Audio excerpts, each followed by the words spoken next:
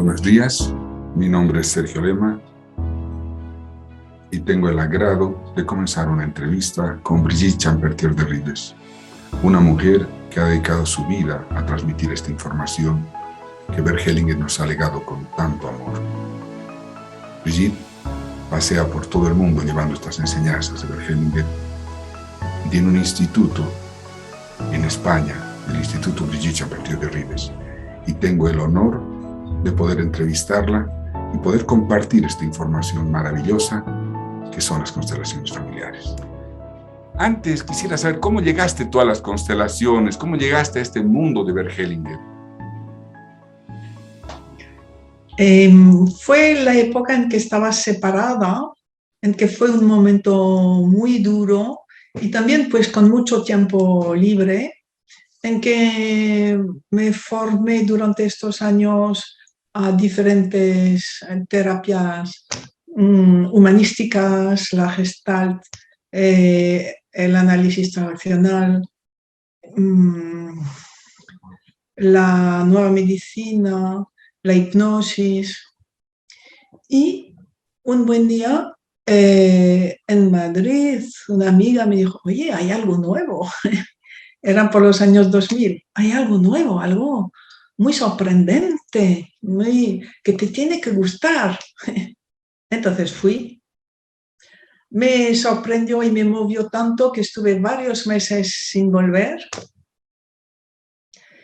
Y cuando empecé ya, no lo solté. Sí, bueno, eso fue en Madrid con una discípula de Bert Hellinger, Rakasa Lucero, y conocí a Hellinger más tarde, 2 años más tarde, cuando venía a España, ¿no? Así. Bueno, creo que todos hemos tenido esa sorpresa con Hellinger, ¿no? Sus filosofías te han envuelto, a mí también, es algo que yo siempre lo cuento en mis talleres, que es algo que no se puede explicar. Eso es. Creo que es una necesidad de orden que uno tiene, ¿no? Sí, bueno, otro de los puntos que quería ver, yo he leído Los órdenes del amor de Bert Hellinger, y tú tienes un libro que se llama Las fuerzas del amor. Sí. ¿Ya? ¿Cuál es el complemento de esto? ¿Cuál es la razón por qué se toma este nuevo nombre desde tu mirada? Ya. De acuerdo. Las fuerzas del amor era evidente que era lo principal para Hellinger, continuamente. Fíjate, menos al final, a partir del 2010, 2011, dice no, ya no. Lo más importante ya no es eso. Lo más importante es la rendición. Y alguien le dijo, entonces ya no son vigentes los órdenes del amor. No se trata de que no sean vigentes. Es que lo importante es otro nivel. Y entonces, había algo que comentaba al principio de cada taller, seminario, es que la necesidad de estar en concordancia, esa era su palabra, con algo mayor, con algo más grande. Estar en el sí a la realidad como es. En la rendición con la realidad como es, ¿no? Eso era fundamental. Y luego ya hablaba de los órdenes del amor. Entonces, en mis talleres, pues hace tiempo ya, un día empezó a salir un representante diciendo, no sé lo que soy, pero es fundamental y es fundamental que el cliente me mire. Y esa cosa se quedaba un poco lejos del grupo de los demás representantes. Y eso se reprodujo una y otra vez, una y otra vez. Y yo decía, ¿y eso qué es? ¿Qué representa eso? Que es necesario ser visto. Bien, hasta que un día vino la luz y era simplemente el sí, el asentimiento. El asentimiento necesitaba estar en la vida de la persona, en formar parte íntima de la persona si quería poder avanzar en la constelación. Primero el sí, luego la constelación. Entonces, bueno, eso hizo su camino. Yo tardé en escribir este libro, Las fuerzas del amor, hasta que hubo un momento en que se me hizo evidente que primero el sí, luego las otras tres. Entonces, seguramente no están al mismo nivel, pero a la vez van unidas. Cuando uno está en el sí, todo se ordena. Y cuando no está en el sí, pues está desordenado en un sitio, en otro, o el equilibrio entre dar y recibir. Entonces podemos trabajar parcialmente por uno de los órdenes del amor y entonces el sí vuelve a aparecer. Luego me di cuenta de otra cosa. Esto estoy escribiendo ahora en un nuevo libro. No se lo he dicho a nadie, ¿no? Hellinger, el único, orden del amor que descubrió es el de la pertenencia. Cuando él empezó a ser constelador en el 80, ya por Bothor Meninahí recibió el concepto de equilibrar, dar y recibir, que Bothor Meninahí llamaba equilibrar pérdidas y ganancias. La jerarquía era de un concepto que venía de Jay Haley o Jay Haley. El desorden en la jerarquía y sus roles provocaba confusión, problemas en las relaciones familiares, dificultades. Entonces, esos dos órdenes ya los tenía, pero él profundizó muchísimo en lo de la jerarquía. Mucho. De tal modo que el orden para él era como lo principal. Y la verdad es que nos ha aportado unos matices sobre la jerarquía que nos ha cambiado la vida y el concepto y el saber actuar con las constelaciones. Por ejemplo, que a nivel individual, pues el más antiguo tiene preferencia, pero a nivel sistémico, de sistema, el sistema más nuevo es el que tiene preferencia. Bien. O sea que Ellenberg ha trabajado muchísimo el concepto orden. Y entonces, yo creo que por eso él tenía en la cabeza orden, ¿no? Y habló de órdenes del amor. No utilizó otra palabra. Podía haber sido principios del amor o leyes del amor, pero orden, ¿no? Y entonces, a mí orden me ha molestado mucho siempre. Y de hecho, la gente me escribía diciendo, Brigitte, ¿cuál es el orden para que tal cosa vaya bien? ¿Qué es mi problema de orden si doy dinero a mis hijos? ¿Dónde desorden? Sí, o sea, todo visto desde el orden, no desde el amor. Yeah. Y él dice, orden es del amor, por lo tanto, lo principal no es orden, es el amor. Claro. Como dice, ¿no? Primero está el orden, después fluye el amor, esa es la frase que se utiliza, sí, ¿no? Pero cuidado, el amor emocional. Yeah. Porque el amor mayor, que nos viene del sí, está antes. Y el amor mayor, cuando estamos en el sí a todo, ya estamos en el orden. Quiere decir que cuando hablamos del amor mayor o del amor espiritual, primero está el amor, luego viene el orden. Y entonces, primero el orden, pero después el amor emocional. En ese sentido, ¿no? Y uno de los puntos que hablabas también es sobre el destino individual y el destino colectivo. A ver, ¿nos puedes hablar un poquito sobre eso? Mucha gente me pregunta sobre eso. ¿Cómo influencia eso en nosotros, en nuestra familia? Vale. Primero, la observación general que las plantas, los animales, no tienen destino individual. Su destino está al servicio de su especie. Ya. Y la especie al servicio de la evolución de la Tierra o de la humanidad. Bien. Entonces, para el ser humano es igual. El ser humano, su destino individual está al servicio de su especie. Eso es muy duro aceptar eso. ¿Cómo que no tengo destino individual? ¿Cómo que estoy solamente al servicio de mi especie?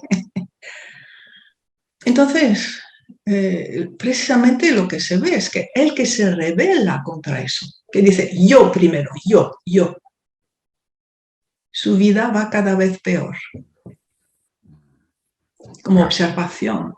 El que se entrega diciendo, pues sí, aunque no entiendo, pues sé que lo que está viviendo mi país o mi familia está al servicio de otra etapa de la evolución del destino colectivo. Ya, bueno, es una comprensión más grande. Entonces, en ese momento, cuando la persona acepta esa otra dimensión, su vida se transforma, su vida se alivia, se hace como ligera y tiene sensación de destino individual. Que su destino individual está como bendecido. Mientras que el que dice, no, no existe el destino colectivo. Lo que vivo es solo para mí. Este tiene un destino individual cada vez más estrecho, más duro. Y se queja cada vez más. Sí.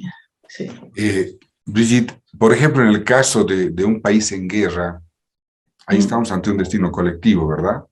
¿Y cuál es la función de la persona ante esa actitud de guerra? Ya. Ahí es el elemento al servicio del todo. Esa, ya, a ver, hay que pensar que también la guerra es la madre de todas las cosas.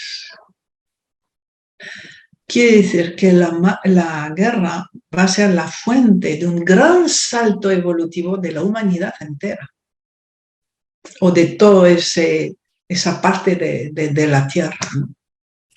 Después de una guerra hay una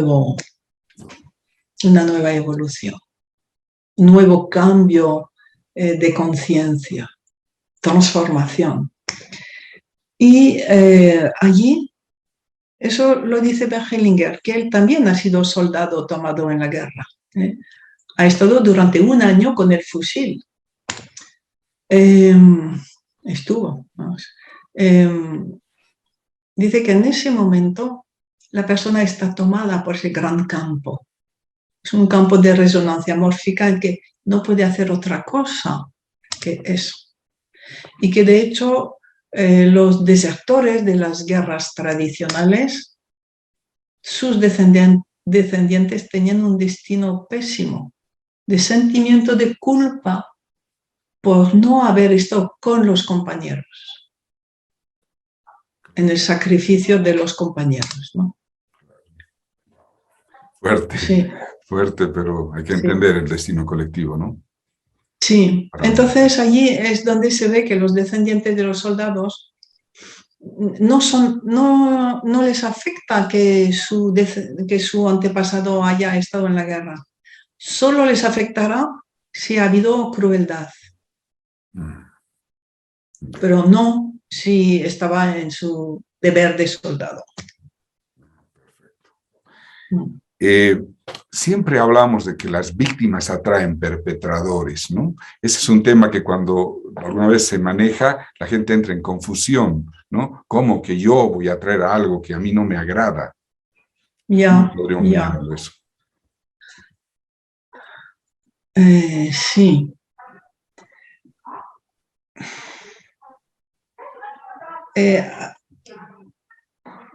Vamos a ver. Quizá yo veo dos direcciones. Una, que una persona está en la expiación. No. Si está en una expiación de su generación, de una generación anterior, pues sin saberlo, va a buscar personas que le hagan daño. Y eso es inconsciente, es involuntario.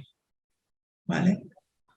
Y luego hay otras veces en que, sin que la persona esté en expiación, varias generaciones antes, uno de sus antepasados hizo daño a alguien de otra familia.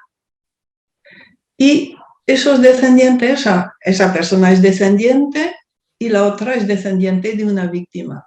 Y entonces la descendiente de la víctima necesita vengarse y no sabe por qué. Y Se juntan. se juntan. Se juntan. Sí. Wow.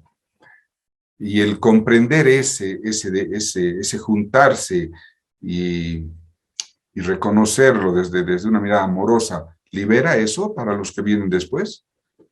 Sí, termina con esto. Termina. Allí termina. Claro, pero si eso genera más odio o rencor, vuelve a pasar. Sí, eso es.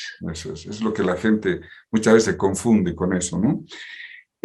Otra cosa que me llamó mucho la atención, que bueno, en muchos países hay esto, el abuso, en uno de tus libros habla sobre el abuso de poder y la corrupción. Sí. Es algo que estamos viviendo en muchas partes del mundo, pero ¿cuál es la mirada amorosa de eso?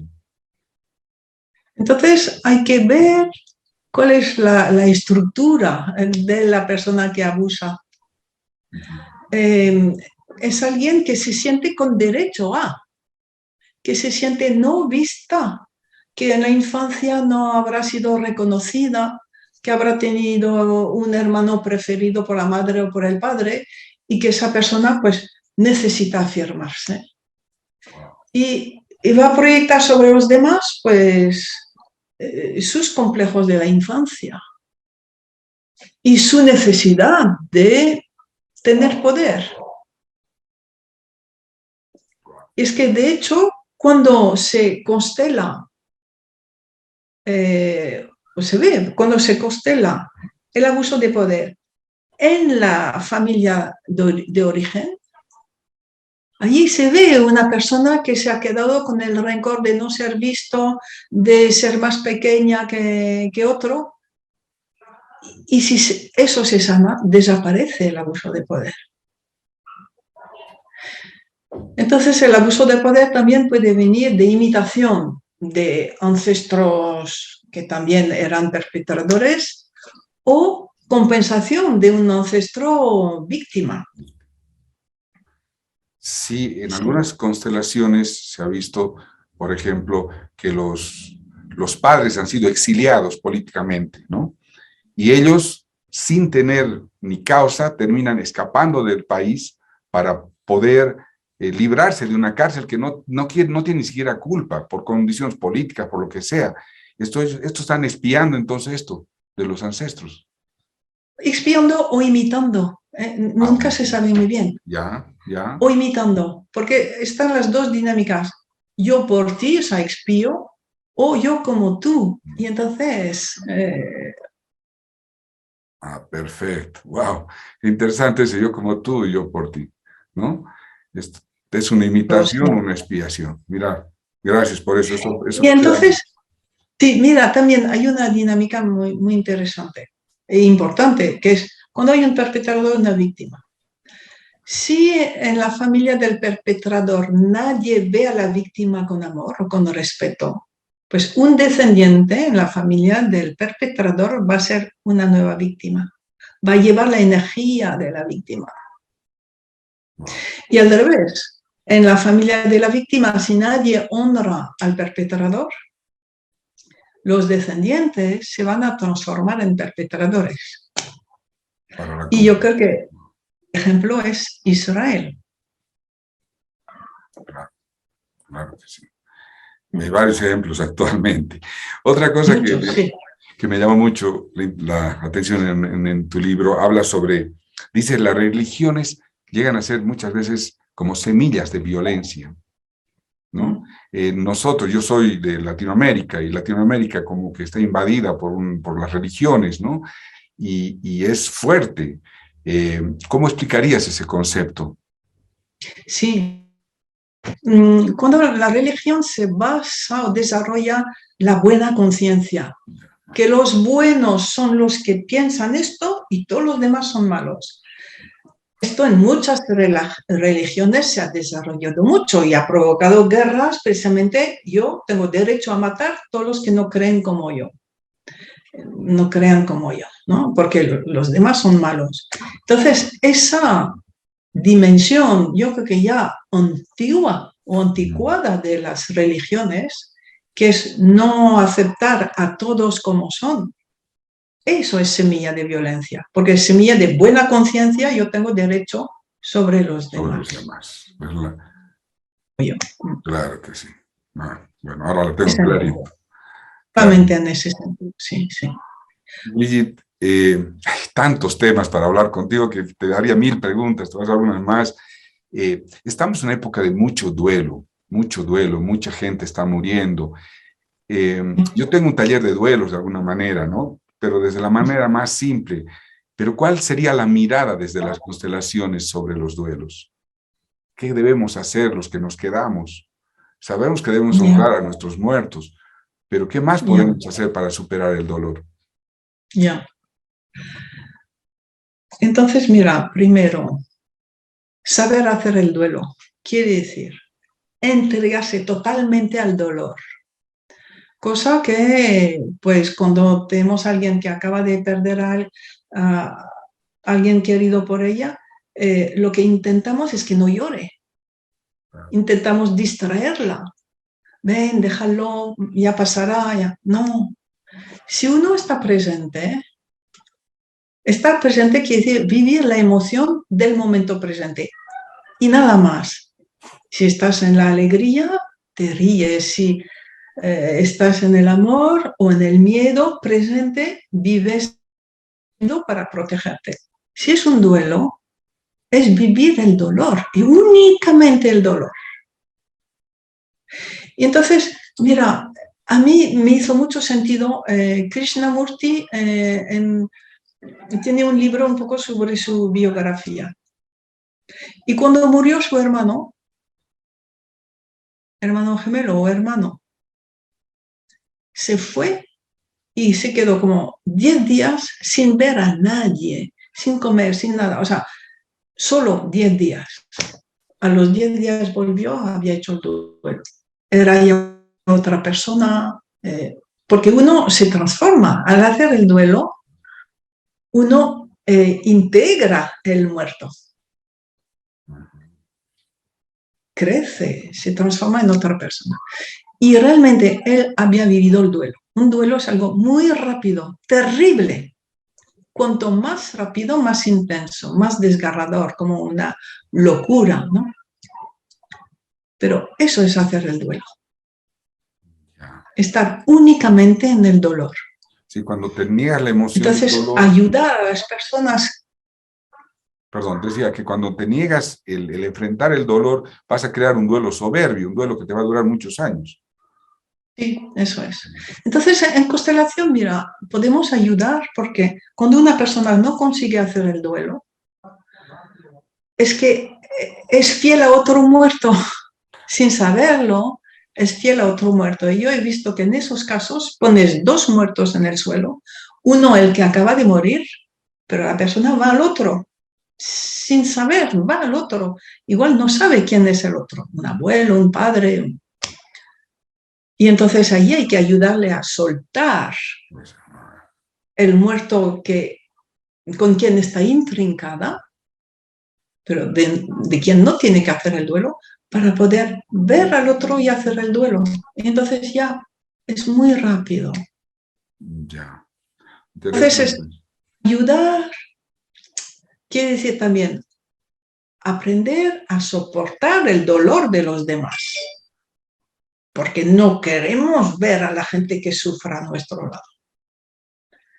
Eso es importante también. Al dolor, linda frase. Eso es. ¿No? Soportar el dolor propio y el de la otra persona. Y cuando se trata de una enfermedad, sé que tú das un taller muy lindo que es sobre el cáncer, por ejemplo.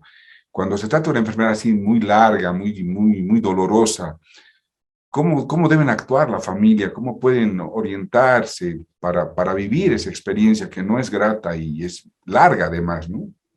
¿Qué debe hacer la familia en esos casos de enfermedades como el cáncer? Ya. Allí es ante todo honrar el destino. Honrar a esa persona, honrar el destino. Saber que esa persona está viviendo algo para todos. Que el cáncer le muestra que en algún aspecto ella ha rechazado la vida. Entonces poder honrar a esa persona y su vida tal como fue, eso en general ayuda mucho a aliviar, digamos, el camino. Y respetar. Brigitte, el cáncer de alguien es para todos, para que todos lo trabajen. Wow, eso es fuerte. A ver, en el sentido en que cáncer viene para mostrarte que has rechazado la vida. Entonces, claro, habla a todos en los momentos en que uno no quiere la vida como es. Sobre todo es rechazar a la madre. Rechazo a la madre. De tal modo que el enfermo prefiere morir antes que honrar a su madre. Pero eso no es por maldad, es porque está intrincado en otro sitio que no le permite alcanzar a su madre, ¿no? No le permite llegar. Poder honrar eso, precisamente por resonancia, ayuda a la persona a honrar de nuevo la vida, a honrar a su madre. Honrar es agradecer, honrar es aceptar la vida como es, el destino de las personas. Y rendirse a su grandeza como es. Ver la grandeza de lo que honramos. Ver la grandeza. Honrar es lo contrario de despreciar. Entonces, es precisamente ver la belleza, la grandeza de lo que hay. Ya. Mira, esto que acabas de hacer con las manos, que es hermoso, honrar, bueno, yo hago balancing, y es la polaridad, ¿no? Es esto de buscar el equilibrio, ¿no? Tú hablas mucho de la polaridad y eso de la compensación. Entonces, por ejemplo, tú hablas también de amar mucho a los rechazados, a los difíciles, es parte de la abundancia de la vida, ¿no? El poder incluir aquello. Pero mucha gente lo ve como, ¿cómo voy a amar a alguien que me hace daño? Y justamente lo que estás mostrando es la polaridad, es irte al otro extremo de la emoción y el sentimiento, ¿no? Para crear grandeza en uno. Wow. Ahora bien, el que me hace daño, primero tengo que poder defenderme, protegerme del que me hace daño. No es sumisión al que me hace daño, pero es respetarlo. Respetar, porque tiene su historia y tiene sus razones, ¿no? Bueno, ¿qué es estar en sintonía con la vida, Brigitte? Pues es primero decir, no entiendo nada, pero es como es. Es como es así.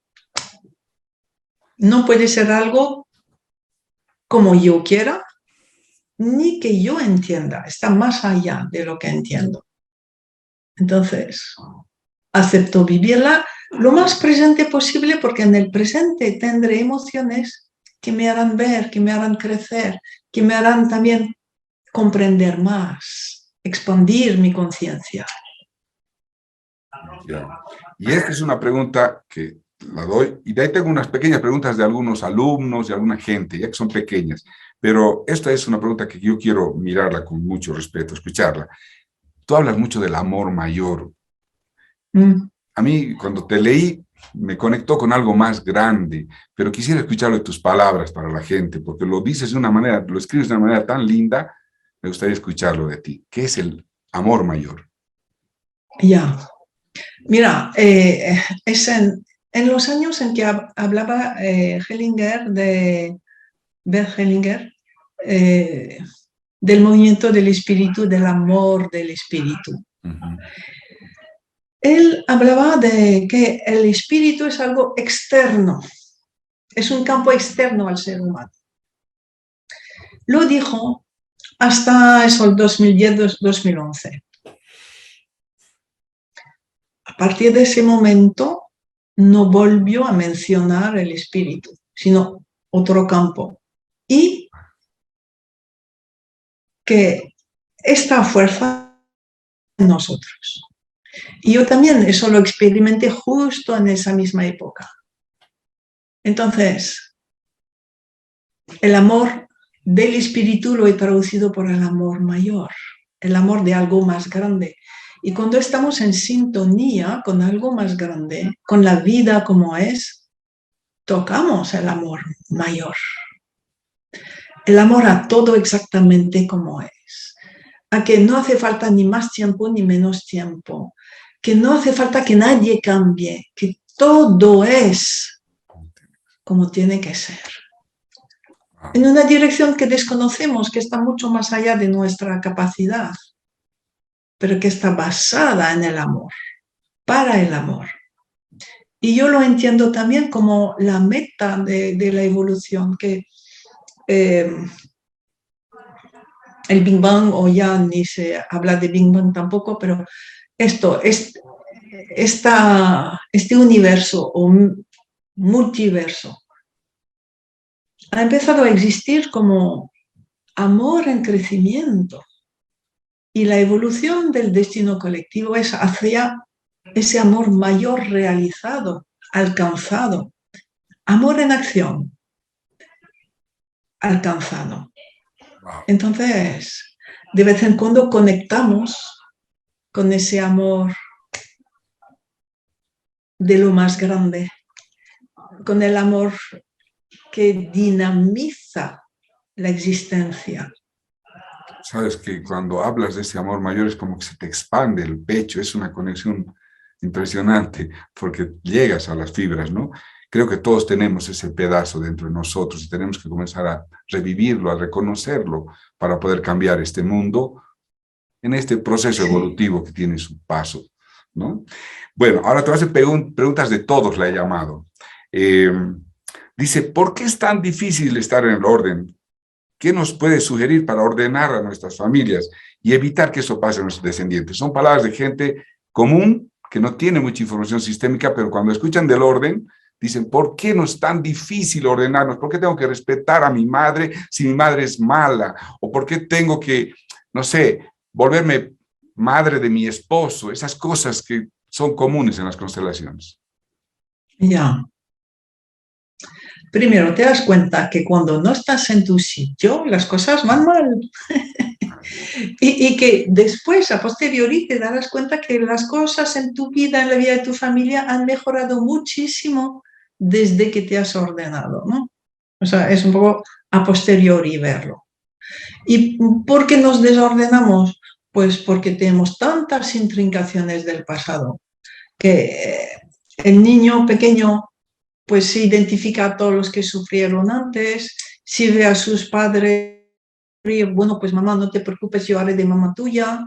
Desde el amor infantil, el pensamiento mágico del niño pequeño, pues él mismo se desordena en todo. Yo voy a volver a hacer el mundo, yo seré... Y luego crecemos y seguimos en ese pensamiento mágico. Pues Entonces se trata de llegar al adulto y el adulto dice, ay, bueno, a ver si soy un poco más humilde, mi pensamiento va a dejar de ser mágico y más realista. Es que de eso se trata, ser más adulto. claro, para vivir la vida, ¿no? Otra cosa, hay mucha gente, bueno, a mí me pasó esto los primeros años de formación, pero me lo han preguntado, ¿por qué al comienzo siempre represento muertos? Dice, siempre me llaman o termino estado echado en el suelo. Y a veces tengo vacío, no siento nada, estoy como si no existiera. Y a veces tengo rabia, dolor, ira, me dan ganas de pararme de muerto e ir a abrazar a la persona que está constelando. Esa es una opinión de una persona que me ha pedido que te la pregunte. Pero no sé muy bien cuál es la pregunta Es por allí. qué se representa mucho a los muertos. ¿Qué hay en mí para representar tanto a los muertos? Sí, vale.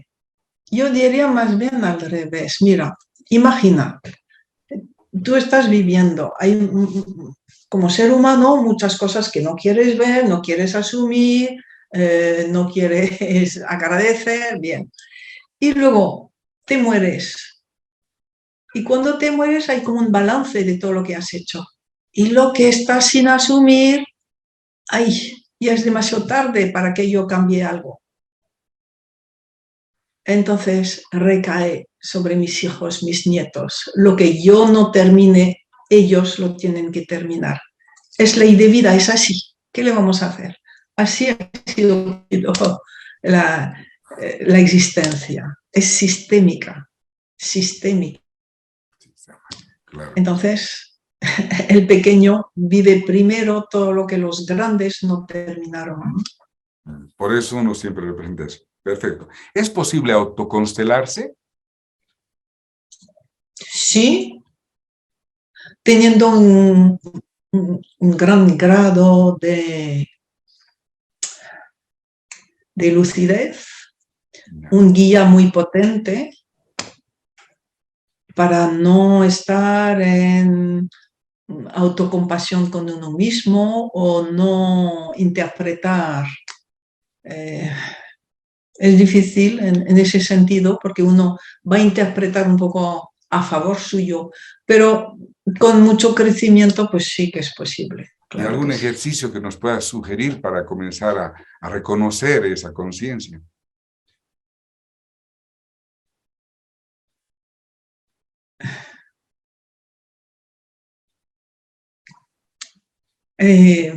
Por ejemplo, el de darnos cuenta de dónde hemos empezado, imaginarnos embrión, los dos padres inmensos al lado, pero que en ese momento del abrazo sexual es todo amor, a nivel sistémico es todo amor. Puede desordenado, pero es amor. Y entonces sentir como el embrión empieza a crecer con una energía que nunca más va a tener en la vida, crecer sombra de esos dos grandes que es puro amor y sentirse como unido, fusionado, ¿no? Los tres ser uno en ese momento. Claro, es volver al origen. Qué lindo, buen ejercicio, lo voy a practicar. Dos preguntitas más sencillas. ¿Por qué hay algunas constelaciones, me preguntan, que causan mucho impacto, hay cosas son emocionales, y otras que como que no tienen mucho sentido? ¿A qué se debe esto? Hay constelaciones que te hacen entender al tiro y cambia la realidad. Y hay otras que como que no tienen fuerza. ¿Por qué se debe eso? ¿Tiene que ver con la persona, con el constelador? Es que puede ser todo, o los representantes también, ¿eh? Ah, ya. Y pensar que eh, el representante centrado va a dar mucha fuerza a la constelación. Y también puede venir de la elección del tema. Si es un tema secundario, pues no tendrá fuerza. Porque a la gente le cuesta entender lo que es sistémico y se hacen una lista de problemas, como al médico o a comprar en el supermercado. Lo sistémico es darse cuenta que hay algo que provoca todo lo demás. Entonces allí es donde el constelador tiene que poder sentir con su guía si el tema que acaba de decir la persona es importante o no. Y para Y si no es finalizar, importante, va a mover gran cosa. perdón, Brigitte, y para finalizar, mucha gente me pregunta, ¿por qué dura tanto una formación de constelaciones?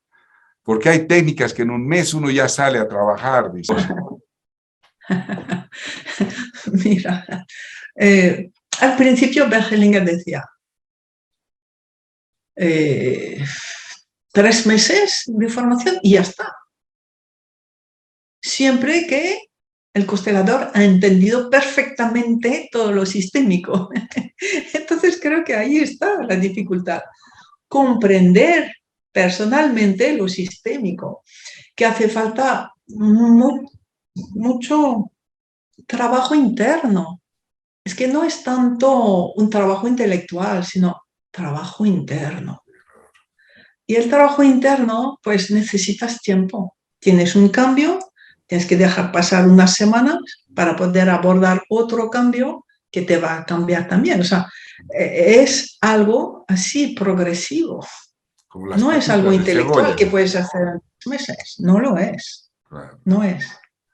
Bueno, La verdad, Brigitte, tengo 10.000 preguntas para hacerte, pero para mí esto era lo más sustancioso. Algo que tú quieras decir, aportar desde tu lugar, algo que quieras aclarar. Para mí, cualquier palabra tuya creo que va a tener un gran significado, porque lo que necesitamos es tomar información. Mira, quizá la palabra ahora es resonancia, que tengamos conciencia de que no estamos solos, de que todo lo que hacemos inmediatamente tiene consecuencia para todos, para todos los demás. Continuamente recibimos información de todos e emitimos información. Entonces, cuando uno siente que está con paz, con sintonía, está elevando el nivel del mundo, el nivel de frecuencia de todos, porque está emitiendo una información, una resonancia que ayuda a los demás a subir de frecuencia, a abrirse al amor, a abrirse a la rendición, a la alegría de vivir, ¿no? Entonces, quizá esa conciencia de que todo lo que vivo va a los demás, da con mucha responsabilidad, pero también mucha alegría de saber que todo lo que hago y que siento que es bueno para mí va a otro. Esa responsabilidad de lo que uno siente, de lo que uno piensa, la resonancia, ¿no? Y Sergio, la verdad es que somos muchos en el mundo ya, resonando en una nueva frecuencia. Entonces, eso es muy bello. Y yo te agradezco profundamente, como agradezco a todos los maestros que he tenido. Algo que yo puedo recalcar de ti, permítemelo decir, cuando yo conocí tu trabajo, tu amorosidad, que eso es inconfundible, me di cuenta de que había otra mirada, ¿no? Había otra forma. ¿Ves? El hecho de haber tenido tantos talleres contigo me había abierto otro grado de conciencia y yo te lo agradezco profundamente y eso es lo que quiero transmitir a todos los que pueda, ¿no? A veces un poco con más ansiedad, menos ansiedad, pero es tan rica la información de las constelaciones y agradezco a Hellinger que haya sido el que nos ha dado esta herramienta tan amorosa y bueno, y los cambios que vendrán después, lo que se tendrá que aumentar, lo que tendrá que pasar para que esto evolucione, ¿no? En honrando a nuestro maestro y a nuestros maestros. Creo que el camino es largo todavía, pero con mucha luz, con mucha luz. Y la verdad que... Sí, y cada vez más ancho, un camino cada vez más ancho. Así es. Y hay tanta gente que necesita esto, Brigitte, que yo como estoy formando gente, quisiera que ya salgan para comenzar a tomar en sí mismos las fuerzas del amor y salir adelante. No, qué bueno. No, estoy muy enamorado de todo esto. Y desde un amor adulto, antes era un amor niño, ahora es un amor adulto, ¿no? Te agradezco profundamente tus enseñanzas, te agradezco ese gran respeto que tienes a Hellinger, que cada vez que lo leo también me sorprende. Y bueno, lo que leí hace 3 años ya no es lo mismo que leo ahora, ha cambiado todo en mi cabeza, entonces eso lo debo a ti. Muchas gracias por ese mirar.